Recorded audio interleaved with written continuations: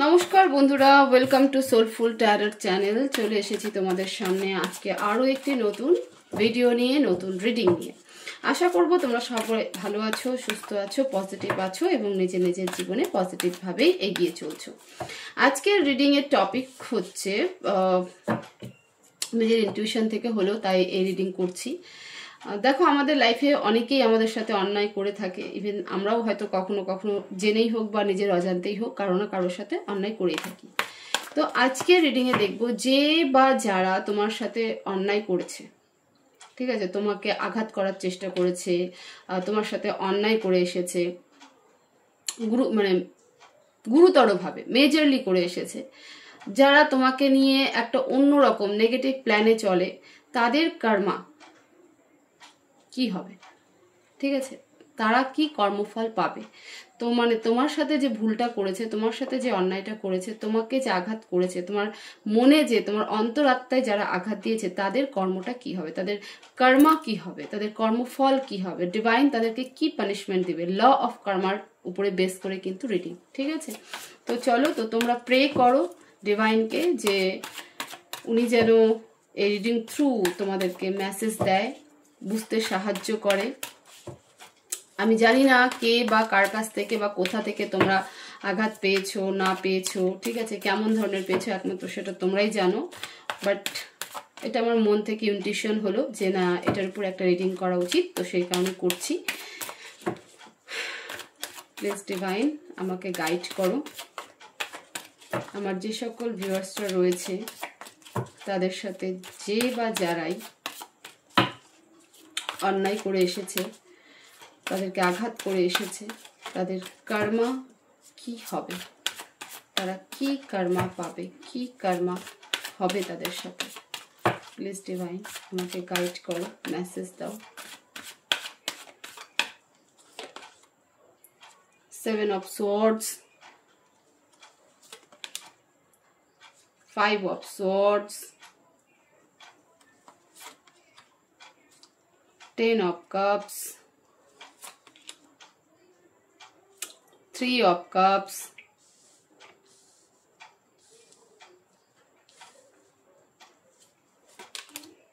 3 of wands, Ace of pentacles, the hermit, the lovers, the sun, 2 of pentacles, bottom of the deck, 9 of pentacles.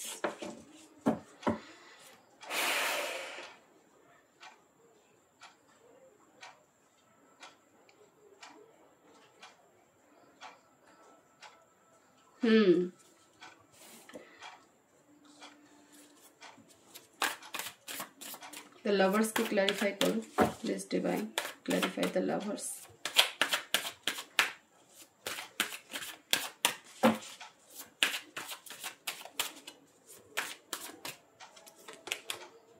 Two of cups, 4 of wands, 10 of cups के clarify करो। আমি clarify করে নিই, তারপরে আমি liberate করছি। Please divine 10 of cups K clarify করো। 7 of cups, 8 of swords. Okay.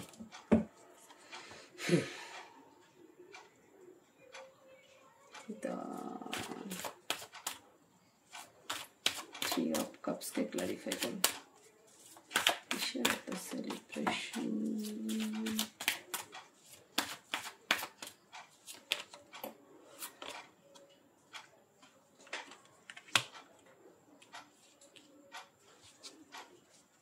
Three of wands को क्लैरिफाई करो।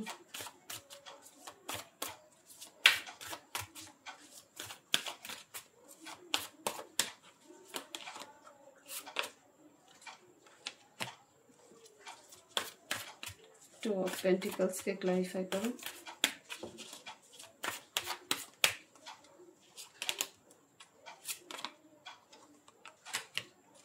Nine of pentacles के क्लैरिफाई करो।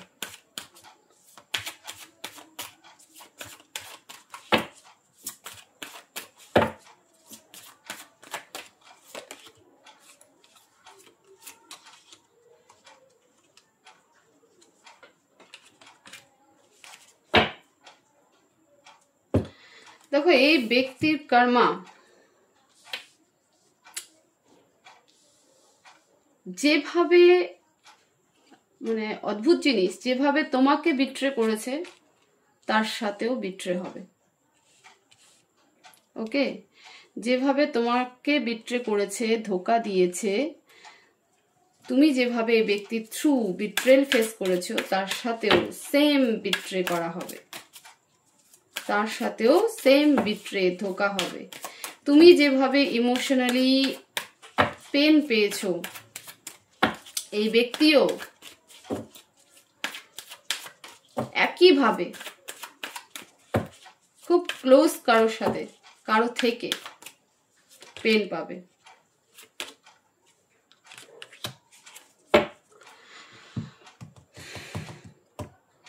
যে পরিবার বা যে ব্যক্তির জন্য সে তোমাকে এতটা পেন দিয়েছিল, সেই ব্যক্তি সেই ফ্যামিলি থেকেই, সেই ফ্যামিলিতেই নিজেকে স্টাক মনে করবে।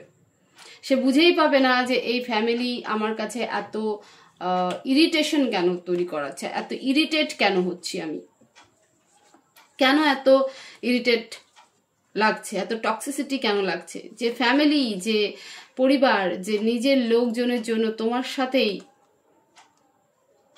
দূরত্ব তৈরি করে নিয়েছিল, তোমার সাথে বিট্রে করেছিল, তোমাকে পেন দিয়েছিল, তোমাকে মিথ্যে বলেছিল, সেই ফ্যামিলি তার কাছে সব থেকে বড় কমপ্লিকেশন তৈরি হয়ে যাবে। সেই ফ্যামিলি তার আর পছন্দ হবে না, সেই ফ্যামিলির পরিবারের লোকজন তার আর ভালো লাগবে না।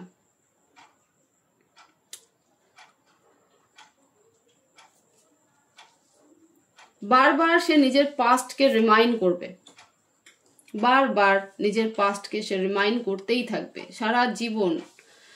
মানে তার এমন একটা পরিস্থিতি তৈরি হবে যে সে পাস্টেই আটকে বসে থাকবে, সে ফিউচারকে দেখতেই পাবে না। ফিউচারকে দেখার মতন পরিস্থিতি বা সিচুয়েশন বা এনার্জি কোনোটাই থাকবে না। পুরো মানুষটা নেগেটিভ এনার্জিতে ভরে যাবে, সে ভালো কিছু দেখতেই পাবে না। যদি কোনো রকম অসহায় হয়ে নিজেকে রিপ্রেজেন্ট করে যে আমি বাড়ির একমাত্র ছেলে বা মেয়ে, আমাকেই সবটা হ্যান্ডেল করতে হয়, বা যদি এরকম হয় যে এমন কোনো ব্যক্তি তোমাকে বারবার পেন দিয়ে গেছে কিন্তু মাঝখানে বেবিকে ইনভলভ করে, তাহলে পরে সেই বেবি থেকেও তাকে দূরে চলে যেতে হবে, সেই বেবি থেকেও তাকে দূরে চলে যেতে হবে। যে ব্যক্তি তোমাকে নিয়ে বরাবর কনফিউশন করে করে নিজের ফ্যামিলিকেই চুজ করেছিল, এবং তুমি যাকে বারবার ফাইন্যান্সিয়ালি, ইমোশনালি, মেন্টালি সব রকম সাপোর্ট করে গেছে, এবং সেটাতে মানে সেটার সুযোগ নিয়েছে এক প্রকার বলা চলে, তো সেই ফ্যামিলি থেকেও তাকে ডিটাচ হয়ে যেতে লাগবে।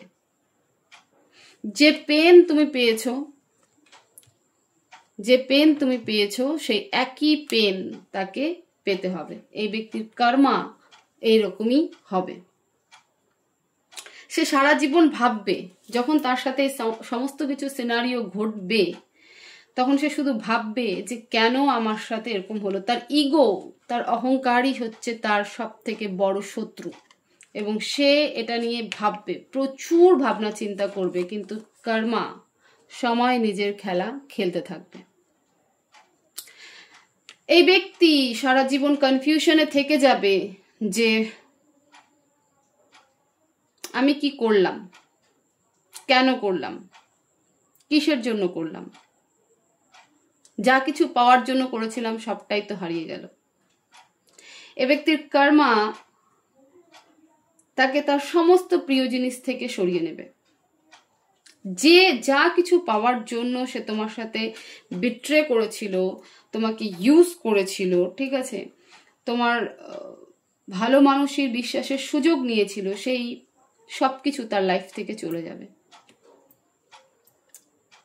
এবং এটা আগামী 2026-এর এন্ড পর্যন্ত, নভেম্বর ডিসেম্বর হতে হতে সমস্ত সিনারিও তার লাইফে ঘটবে। আমি বলছি না যে তখনই পাবে, আমি বলছি ঘটতে শুরু করে দিবে। যে বন্ধু বান্ধব পার্টির জন্য পয়সা খরচ করেছিল, সেই বন্ধু বান্ধবও তাকে বিট্রে করবে। সেখানে ফাইন্যান্সিয়ালি লস হবে, বড় সড়ো একটা লস হবে। হবে সেই বন্ধু বান্ধবের জন্য। কোনো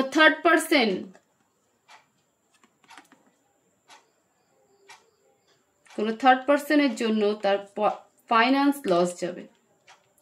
2026 আস্তে আস্তে এই সিনারিও তৈরি হবে। 2026-এর অ্যাপ্রক্স ধরে চলো, মোটামুটি আগস্ট সেপ্টেম্বর নাগাদ ধরে চলতে পারো, এই সিনারিও ক্রিয়েট হবে। সেম এনার্জি, যেভাবে তুমি দিনের পর দিন বিট্রে ফেস করেছো, নিজেকে কষ্ট দিয়েছো, কিন্তু সে তোমাকে বোঝেনি, তুমি স্টাক ফিল করেছো, ঠিক আছে, তোমার কোনো কিছু ভালো লাগেনি, তোমার গ্রোথ আটকে গেছিল, তুমি মানে বারবার নিজেকে খোঁজার চেষ্টা করে গেছো, এই ব্যক্তির সাথেও সেম সিনারিও, সেম এনার্জি হবে, সেম এনার্জি। পার্থক্য শুধু একটাই, তুমি জানো যে তোমাকে কি করে বেরোতে হবে এবং তুমি ফাইনালি বেরিয়ে এসেছো, নিজেকে অনেকটাই ইমপ্রুভমেন্ট করে নিয়েছো, কিন্তু এই ব্যক্তি পারবে না। তোমাকে কি কখনো সরি বলবে সে? প্লিজ ডিভাইন, আমার ভিউয়ার্সকে এই ব্যক্তি কি কখনো সরি বলার জন্য আসবে, সরি বলবে, মাপ চাইবে? প্লিজ ডিভাইন, এই ব্যক্তি কখনো কি বুঝবে? প্লিজ ডিভাইন মেসেজ দাও।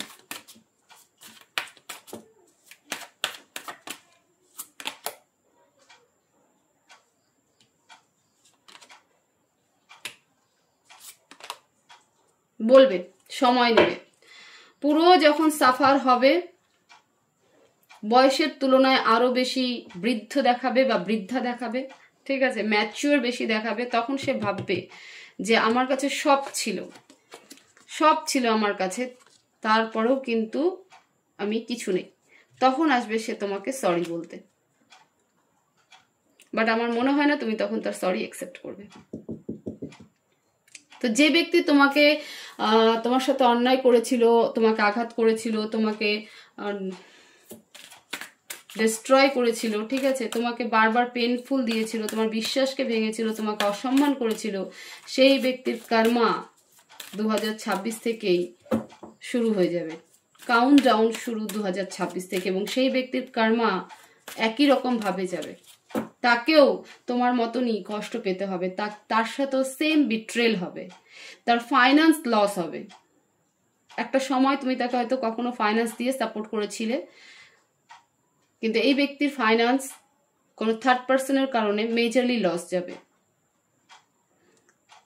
এ যদি প্রমাণ করে থাকে বা বোঝানোর চেষ্টা করে থাকে ব্যক্তি যে না আমার ফ্যামিলি মানছে না, বা আমি বাড়ির একমাত্র হ্যান্ডেল, মানে কি বলবো, বাড়ি সামলানোর মতন, আমি তার জন্য তোমাকে অ্যাকসেপ্ট করতে পারবো না, তোমাকে বিয়ে করতে পারবো না, ঠিক আছে, ফ্যামিলির দোহাই যদি দিয়ে থাকে, বা এই ব্যক্তির যদি কোনো নিজস্ব বাচ্চা থেকে থাকে, যদি এই ব্যক্তি সত্যি কোথাও কমিটেড থেকে থাকে, তাহলে সেই বাচ্চা থেকেও তাকে দূরে সরে যেতে হবে। যে ফ্যামিলির কারণে তোমাকে ডিটাচ করা হয়েছিল, যে ফ্যামিলিকে নিয়ে তোমাকে সামনে প্রেজেন্ট করে অসহায় নিজেকে প্রেজেন্ট করেছিল, সেই ফ্যামিলি একটা সময় তার কাছে সব থেকে দম বন্ধ করার জায়গা হবে।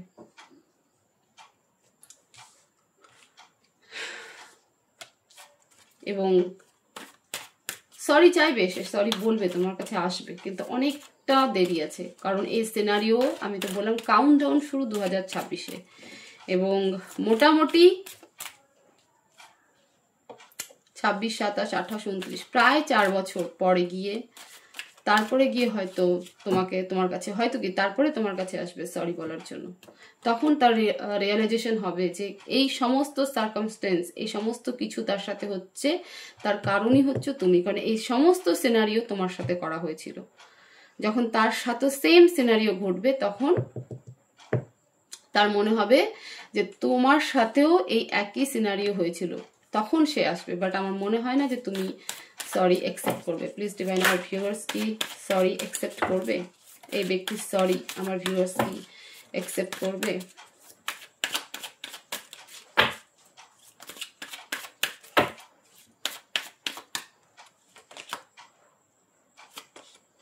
নো, তোমার এনার্জি এরকম থাকবে যে আমাকে সরি বলা বা না বলা, আমার কাছে ক্ষমা চাওয়া বা না চাওয়া আমার কাছে আর কোনো ম্যাটার রাখে না, কারণ ততদিনে তুমি তোমার গ্রোথের চরম পর্যায়ে পৌঁছে গেছো। তোমার কাছে তখন একটাই জিনিস শান্তি দিবে যে চল তোকে আমি মাফ অনেকদিন আগেই করে দিয়েছি, মানে তুমি তার সাথে কথা বলার মতন টাইম তোমার থাকবে না। ঠিক আছে? তুমি স্পিরিচুয়ালি ইন্টারনালি প্রচুর অ্যালাইনমেন্ট হয়ে যাবে তখন। সে সরি বলবে, কিন্তু তোমার কাছে সেই সরিটার খুব বেশি একটা ভ্যালু থাকবে না, যে হ্যাঁ সরি বলতে এসেছে, অ্যাকসেপ্ট করি, হ্যান তেন মুখ তমুক, এরকম কোনো ব্যাপার থাকবে না। মানে বলতে এসেছে, বলতেছি, ইটস ওকে, না বললেও চলতো, এরকম ব্যাপার। সো এই ছিল রিডিং।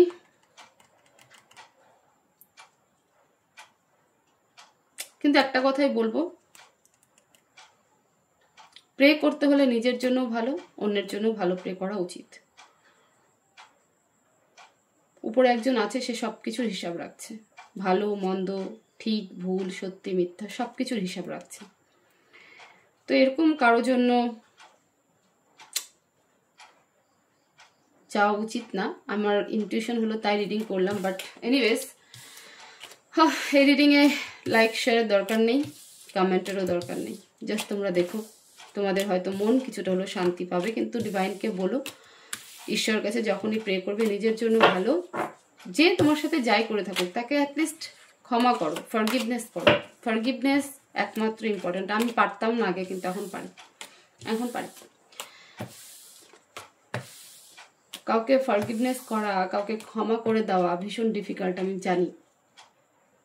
কিন্তু যদি আমরা র্যান্ডামলি প্র্যাকটিস করি, নিজের যখন সকাল সন্ধ্যা ঠাকুরকে প্রণাম করি, নিজের ভালো মন্দ তো চাই, সাথে যদি এটুকুও বলি যে আমি যে অন্যায় করেছি তার জন্য আমি ক্ষমা চাইছি এবং নিজেকেও ক্ষমা করছি, যারা আমার সাথে অন্যায় করছে তাদেরকেও আমি ক্ষমা করছি।